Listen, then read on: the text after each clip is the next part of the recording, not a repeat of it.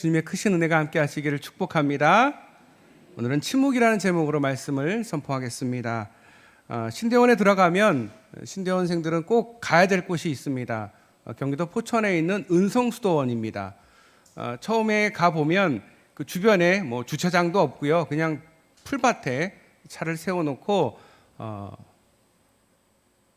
신대원에 들어간 학생들이 모여서 훈련을 받는데 그 훈련은 침묵 훈련입니다.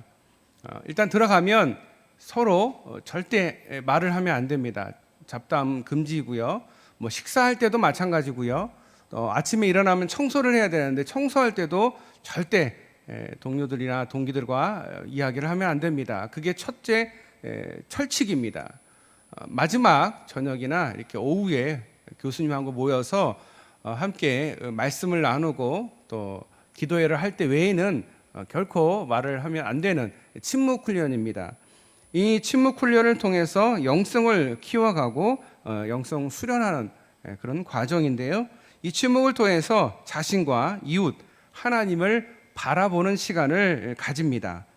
많은 말을 하다가 말 없는 시간을 갖다 보니 처음에는 좀 갑갑하고 지루하고 아니 이 시간을 어떻게 보낼까 걱정되기도 합니다.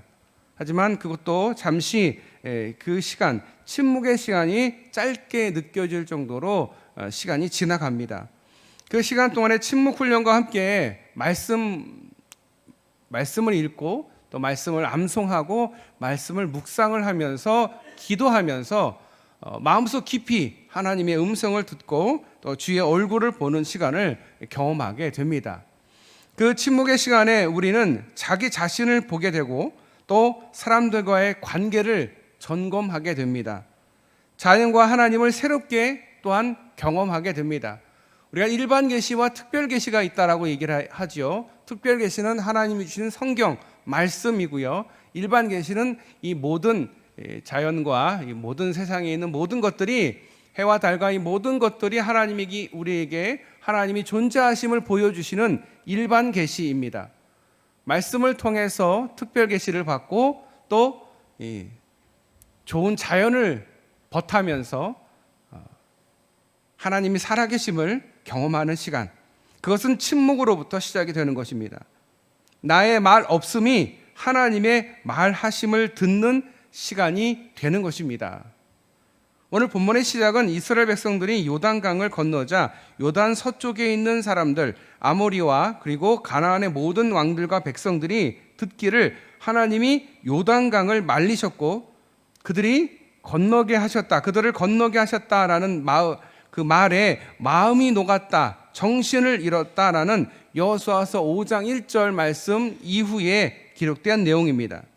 이제까지는 하나님과 함께 불가능한 일이 없던 것처럼 이 이스라엘 백성들이 진군해 왔습니다. 그러던 중에 이제 이스라엘 대장을 앞세워서 하나님을 이스라엘의 군대의 대장으로 앞세워서 두려움 없이 행진해 왔던 그들에게 가나안의 첫 관문인 여리고성을 맞닥뜨리게 됩니다.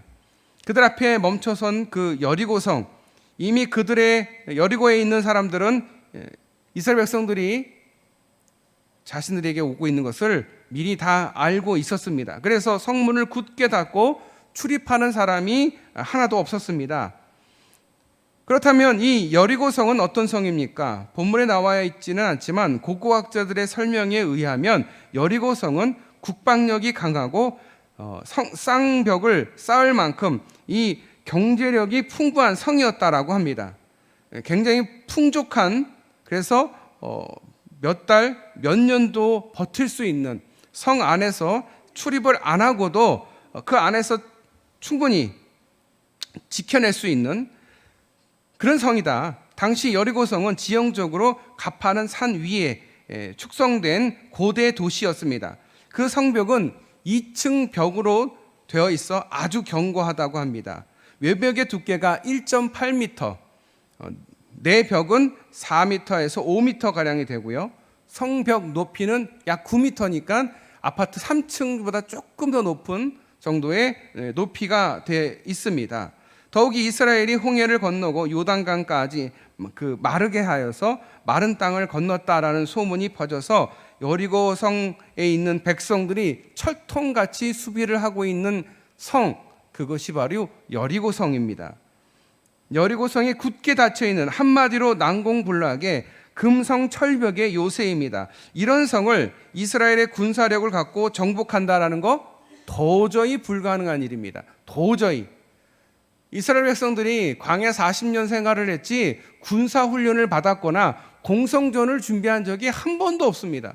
그런 그들에게 여리고성은 그야말로 큰 난제였습니다. 우리 자신의 힘으로 해결할 수 없는, 정복할 수 없는 문제, 그것이 여리고성입니다. 커다란 꿈을 안고 달려가다가 해결할 수 없는, 정말 엄두도 낼 수 없는 장애물을 부딪히는 것, 그것이 여리고성입니다. 분명히 하나님이 약속을 받았고 부푼 꿈을 안고 하나님께 기도했고 작은 성취도 보았습니다. 그런데 문득 예기치 못한 벽에 부딪혔습니다. 이 난제를 해결하고자 하는 그들의 발걸음, 처음엔 참 무거웠을 것 같습니다. 한 걸음도 전진할 수 없는 상황, 어찌 보면 지금 우리의 상황과 같습니다. 우리 앞에 있는 많은 난제들, 문제들, 그것이 우리 앞에 있는 여리고성입니다. 그럴 때 우리가 할 수 있는 방법은 무엇입니까? 여호수아는 정탐꾼을 보냈습니다. 전략을 세우려고 했습니다. 그리고 이스라엘 백성들을 그와 함께 여리고성 가까이 왔을 때 하나님의 군대의 대장이 나타났습니다.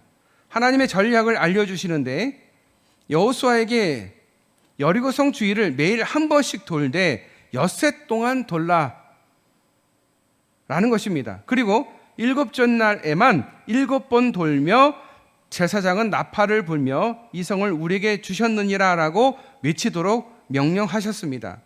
인간적으로 보면 굉장히 황당한 전략입니다. 무방비 상태에서 성을 돌기와 법궤를 앞세워서 행하는 의식은 전쟁에서 이길 수 있는 전략이라 할 수가 없습니다. 도저히 전쟁의 역사에서 전무후무한 일인 거죠. 여리고의 군사들이 갑자기 반격을 한다면 여지없이 당할 수밖에 없을 것입니다. 침묵하며 여리고를 돌고 있는 이스라엘 백성들을 보며 여리고 군사들은 어떤 반응을 보였을까요? 대관절 저들은 무엇이기에 저런 짓을 할까? 조롱과 비웃음이 있었을 것입니다. 그러나 이스라엘 백성들에게 자부심 그 한 가지는 우리는 지금 하나님과 함께 이 성을 돌고 있다라는 사실입니다. 법궤는 하나님의 임재의 상징입니다. 법궤의 뒤를 따르는 사람들은 하나님이 우리의 대장 되셔서 우리를 인도하신다, 인도하고 우리를 이끄신다라는 것입니다. 법궤 앞에 나발을 부는 사람들은 우리는 하나님의 승리를 전파하는 사람들이라고 여겼을 것입니다. 법궤를 중심으로 행진하는 그들은 모든 문제의 중심에 하나님 말씀을 두고 행한다라는 분명한 믿음이 있었습니다. 이것이 믿음의 방식입니다. 하나님이 우리와 함께 하신다. 문제의 귀결을 하나님의 말씀과 함께 행하고자 하는 자세입니다. 여러분, 문제를 풀려고 할 때 여러분 어떻게 문제를 푸십니까? 수학은 공식이 있을 테고요. 과학도요, 다 공식이 있어요. 그런데 여러분 인생의 난제를 공식으로 푸신 적 있으십니까? 여러분 공식이 있으세요? 만약에 있으시면 좀 가르쳐 주십시오. 인생에서 여러 난제가 있을 때마다 나에게 정해져 있는 공식이 있다. 세상에서 통하는 공식이 있다. 그게 뭐겠습니까? 많은 사람들은 돈이다, 권력이다, 힘이다, 얘기하시겠지만 그걸로 다 문제를 풀 수는 없잖아요. 난공불락의 그 문제 앞에 그들이 섰을 때 어찌 해야 될지 모를 때, 만약에 여러분이 인생을 살다가 여리고에 맞닥뜨렸을 때, 여리고가 여러분 앞을 가로막았을 때 여러분 어떻게 하십니까? 도저히 해결할 수 없는 것처럼 보이는 일이 앞을 가로막고 있습니다. 그렇다면 여러분 어떻게 하시겠습니까? 너무도 당연한 이야기일 수 있는데요, 먼저 하나님을 바라보아야 합니다. 왜냐하면 우리가 그래도 하나님의 백성 아니겠습니까? 근데 너무도 당연한 이야기고요, 다 그렇게 생각합니다. 그럴 수 있다, 그래야지. 그런데 여러분, 앞에 막혀 있는 것이 정말 답이 없는, 도저히 진행할 수 없는, 앞으로 나아갈 수 없을 때 여러분, 우리는 하나님을 바라보아야 됩니다. 위를 바라보아야 됩니다. 내가 처한 상황 가운데 하나님이 함께 하심을 깨달으시기를 바랍니다. 여러분, 지금까지 살아오면서 언제 한 번이라도 여러분 힘으로 살아온 적이 있으십니까? 어느 것 하나 내 힘으로 한 것이 없지 않습니까? 하나님의 역사하심으로 지금까지 살아올 수 있었지 않습니까? 그렇다면 왜 지금 당한 위기 속에서는 하나님을 바라보지 않고 계십니까? 우주 만물을 지으시고 살아계신 아버지 하나님께서 내 삶의 중심에 계심을 왜 깨닫지 못하십니까? 그 하나님이 계시기 때문에 완전한 승리와 완전한 구원이 있을 것임을 왜 확신하지 못하십니까? 오직 우리가 함께 하신 그분을 바라보실 수 있기를 바랍니다. 그분을 바라보아야만 합니다. 여러분, 세상이 아무리 변한다 하더라도 우리에게는 매번 문제가 있어요. 한 고비를 넘으면 끝이요? 아니요. 또 다른 고비가 기다립니다. 다른 문제가 또 있습니다. 그럴 때마다 우리는 하나님을 바라볼 수 있어야 합니다. 두 번째, 우리 앞에 가로막고 있는 이 여리고를 보면서 우리는 하나님을 바라보면서 함께 침묵해야 합니다. 침묵. 오늘의 제목이 침묵 아니겠습니까? 이 침묵에 대해서 함께 깊이 고민해 봤으면 좋겠습니다. 너희는 외치지 말며 너희 음성을 들리게 하지 말며 너희 입에 아무 말도 내지 말라. 침묵을 시작하면서 밖에서 들려오는 소리보다는 우리 자기 안에서 들려오는 소리가 있습니다. 그 소리는 귀를 막아도 안 들리는 소리가 아닙니다. 너무도 확연하게 들리는 소리. 아마도 그들은 성을 돌면서 도는 방법이 맞는 것일까? 우리가 하는 이 일이 바보가 하는 짓은 아닐까? 정말 돌면 될까? 아마 이런 생각이 그들 속에서 계속 들렸을 것입니다. 침묵의 깊은 곳으로 가지 않을 때는 더 많은 생각과 더 많은 고민이 자신을 사로잡을 것입니다. 그들이 침묵해야 하는 이유는 뭘까요? 왜 침묵해야 될까요? 왜 침묵이 답일까요? 여러분 답을 아십니까? 오늘 제가 시원하게 답을 알려드리겠습니다. 침묵해야 되는 이유는요, 침묵해야 나팔 소리를 들을 수 있기 때문에 그렇습니다. 옆에 있는 사람하고 막 제잘제잘 떠들다 보면 나팔 소리를 들을 수가 없습니다. 하나님의 위엄과 존재를 나타내는 그 상징으로 나팔 소리가 들려야 하기 때문에 그렇습니다. 떠들다 보면 나팔 소리는 물론 하나님의 명령과 존재를 잊을 수 있기 때문입니다. 우리가 진정으로 기도하기 원한다면 우리는 침묵해야 합니다. 하나님의 인재를 경험하기 위해서는 침묵해야 됩니다. 우리가 말할 때보다 침묵할 때 하나님의 역사를 더 많이 경험할 수 있습니다. 우리가 말할 때 하나님은 침묵하시고 우리가 침묵할 때 하나님은 말씀하십니다. 할렐루야. 여러분 이 사실을 믿으십니까? 이 사실을 믿어야 돼요. 예. 왜 하나님이 침묵하시냐고 하시는데 왜 침묵하시냐고요? 내가 너무 말이 많아서 그래요. 내가 너무 생각이 많아서 그래요. 그러면 하나님은 침묵할 수밖에 없어요. 대부분의 사람들이 기도를 하면서 응답을 못 받는다고 하면서 왜 하나님이 침묵하시냐고 하는데 벌써 그 생각이 하나님이 말씀을 못하게 하는 생각인 거예요. 아니 하나님도 시간을 드려야죠. 너무 시간을 안 드리고 나만 급해요. 나만 조급한 거예요. 하나님이 답을 하고 싶은데 내 생각이 너무 많아서 내 생각에 꽉 잠겨서 하나님의 생각에 들어올 자리가 없는 거예요. 그러니 우리는 침묵해야 됩니다. 우리는 모든 것을 내려놔야 됩니다. 그래서 침묵 훈련이 중요하다라는 거예요. 열심히 통성해서 기도하는 것도 주님을 부르짖는 것도 물론 중요하지만 침묵 훈련도 중요하다라는 거예요. 이 훈련은요 그야말로 훈련이에요. 또 하고 또 하고 또 하고 하면서 경험을 쌓고 또 경험을 쌓고 은혜를 나누고 또 말씀을 더욱 깊이 공부하고 묵상하면서 침묵 훈련이 더욱 깊어지면서 하나님의 음성을 들을 수 있게 됩니다. 왜 되냐고요? 제가 경험했기 때문입니다. 만약에 제가 경험을 못했으면 감히 이렇게 말 못할 것입니다. 하지만 저는 참 감사하게도 하나님께서 경험하게 해주셨어요.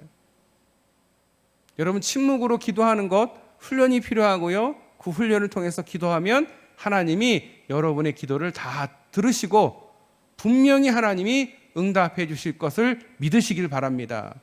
이런 확신이 없으면 저는 이야기하지 않습니다. 그만큼 침묵은 중요하고 그만큼 침묵해야 하나님이 말씀하신다. 우리의 삶의 막다른 골목에 이르게 될 때 살려달라고 아우성을 칩니다. 그러나 하나님의 주권을 믿고 의지하고 침묵하며 주의 음성을 듣고자 할 때 하나님은 우리의 길을 조용히 여십니다. 그러니 그때 우리는 침묵해야 됩니다. 여러분, 독수리가 가장 좋아하는 먹이가 뭔지 아십니까? 두루미라고 합니다. 독수리가 가장 좋아하는 먹잇감 두루미. 독수리가 두루미를 먹잇감으로 가장 좋아하는 이유는 두루미가 사냥하기가 가장 쉽답니다. 가장 쉽기 때문에 두루미가 가장 쉬운 먹잇감이라는 거예요. 왜냐하면 두루미는 떠들기를 좋아하는 새입니다. 모였다 하면 제잘제잘 너무도 잘 떠드는 새들입니다. 평소에 땅에 앉아 있을 때에도 나무에 있을 때에도 언제든지 제잘제잘. 그런데 두루미는 공중을 날 때에는 아주 요란스러운 소리를 낸다고 합니다. 때문에 독수리는 아주 멀리에서도 두루미가 떠드는 소리를 쉽게 들을 수 있고 그래서 그 위치를 확실하게 파악할 수 있다는 거예요. 그래서 독수리는 떠드는 소리를 듣고 두루미를 쉽게 찾아내고 두루미는 독수리의 훌륭한 먹잇감이 되고 마는 것입니다. 두루미가 이 떠드는 소리, 마치 나 여기 있으니 날 잡아잡으시오 라고 말하는 것과 같다라는 것입니다. 그런데 여기서 조류학자들이 신기한 현상을 발견했답니다. 나이가 많고 경험이 풍부한 이 두루미는 모두가 먼 지역으로 이동할 때 입 안에 가득할 정도로 돌을 입 안에 물고 떠난다라는 사실을 발견한 것입니다. 침묵만이 자신들을 살릴 수 있다라는 것을 두루미가 경험을 통해서 터득했기 때문입니다. 오늘 여리고 전투는 침묵으로 행해지는 전쟁입니다.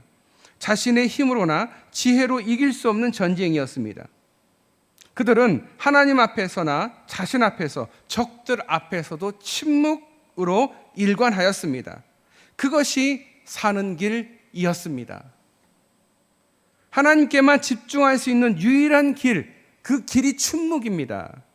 자신을 돌아보며 하나님을 묵상하며 나아가는 시간이 침묵의 시간입니다. 우리가 잊어버린 기도가 있습니다.